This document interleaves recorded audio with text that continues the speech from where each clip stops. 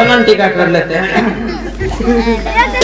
ओम कपर्चियाय नमः, ओम कंठाय नमः, ओम बहियाय नमः, ओम छतियाय नमः, ओम पिठियाय नमः, ओम चुतराय नमः, ओम थोनाय नमः, ओम ढोढ़ियाय नमः, ओम शंकराय नमः।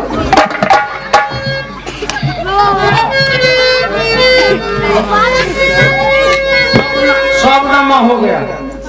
अंतिम में शंकरो भगवान को दे दिया।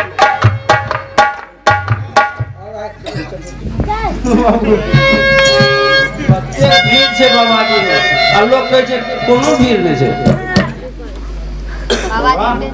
रामदास रखता हूँ, समझ गए ना? मैं कहूँगा बच्चा रामदास, हम कहेंगे बाबा बल धकेल दास।